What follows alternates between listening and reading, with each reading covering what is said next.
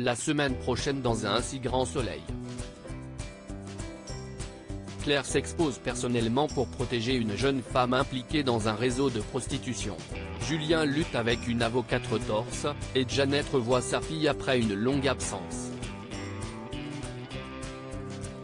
Attention, les paragraphes qui suivent contiennent des spoilers sur les épisodes d'Un si grand soleil diffusés la semaine prochaine sur France 2. Claire sur la piste du réseau de prostitution après la découverte d'un corps sur la plage. Claire, sous le choc, souhaite venir en aide aux femmes victimes du trafic d'êtres humains malgré les mises en garde de Manu sur la dangerosité du milieu. Grâce à Sophia, qui travaille dans une association d'aide aux femmes en situation de précarité, elle prend contact avec Solkem, une Tchadienne tombée dans un réseau de prostitution que Manu avait tenté d'interroger. Mais elle refuse de lui donner le nom de ses proxénètes sous peine de s'exposer elle et sa famille. Le lendemain, la police arrête une femme venue récupérer de l'argent à l'issue du trafic, et faisant sans nul doute partie du réseau.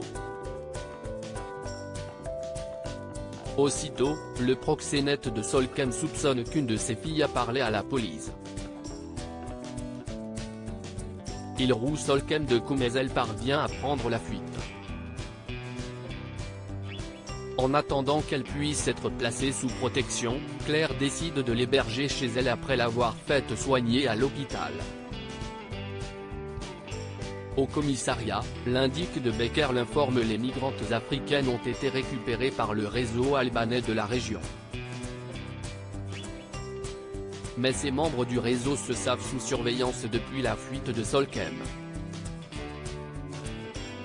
La jeune femme révèle à Claire qu'elle a été enlevée par des passeurs qui font ensuite passer les filles par des maisons de dressage contrôlées par des milices en Libye, avant de les vendre à des réseaux de prostitution.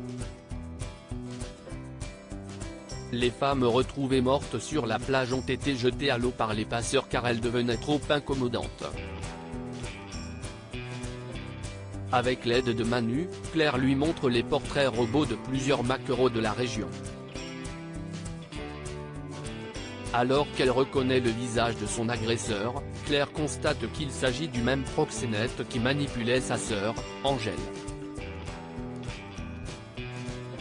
Cécile innocente et Cécile est blanchie dans la tentative d'assassinat sur Bérénice Paré, et peut reprendre ses fonctions au tribunal. Tandis qu'Elisabeth est incrédule face à la jalousie de son amie et à son stratagème pour se venger de son amant, Guillaume, l'avocat de Bérénice, tente de négocier une conciliation entre les deux partenaires pour la gestion de leur société. Yannick, manipulé pour incriminer Cécile, veut se dissocier de Bérénice et lui revendre ses parts. Mais elle refuse de les lui racheter. Il n'a pas d'autre choix que de continuer à collaborer avec elle à contre-cœur, s'il ne veut pas perdre tous ses investissements.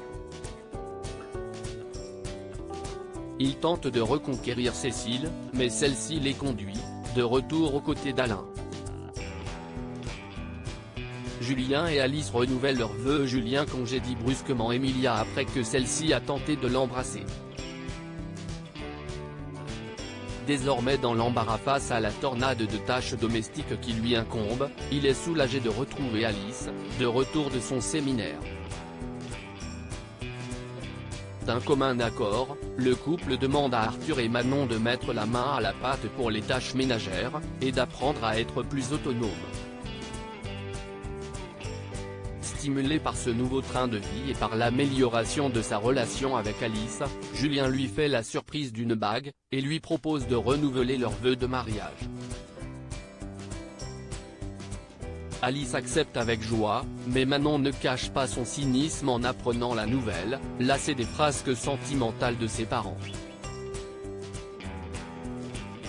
Mais aussi à cause des séquelles que lui a laissé son histoire avec Maxime. Côté professionnel en revanche, tout n'est pas rose pour Julien et Alice. Elle Cosmétique est victime d'une plainte pour contrefaçon d'une société rivale, Dermokarma, les accusant d'avoir utilisé leur brevet de composition de leur crème phare. dont la recette avait été fournie à Julien par Marilyn, qui affirmait la tenir de son oncle, ancien employé de Elle Cosmétiques. Johanna, l'avocate en charge du dossier Dermokarma, n'est autre que la nièce de Guillaume Cabestan, qui travaille également dans son cabinet. Lorsqu'elle propose un arrangement à Elle Cosmétiques à hauteur d'€1 par pot de crème vendue, Julien et Horde lui écrit à l'escroquerie. Mais Dermokarma clame l'antériorité de leur composition. Alice, quant à elle, se retrouve confrontée à un visiteur du zoo suspect, qui photographie d'un peu trop près le dispositif de sécurité de l'enclos des guépards. Ce ne serait pas la première capture d'animaux sauvages à laquelle le zoo est confronté, mais la police ne peut y faire grand-chose. Jeannette tente de renouer avec sa fille et Jeannet reçoit la visite de sa fille, venue de Paris pour la voir.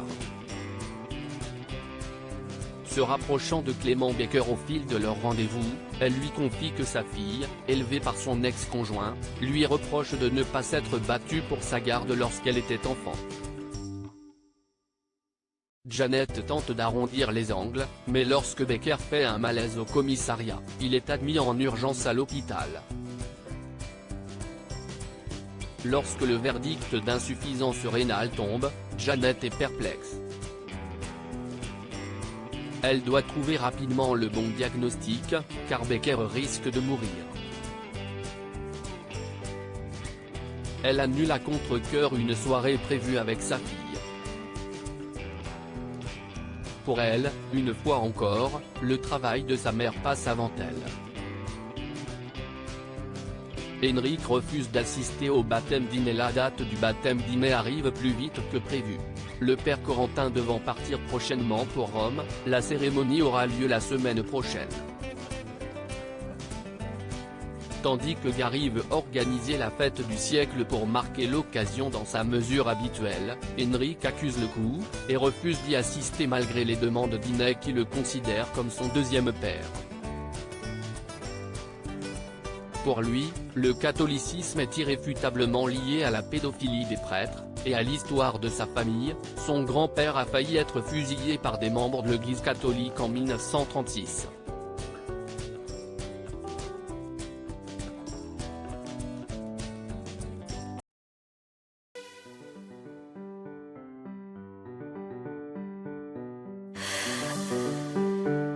The man I love just had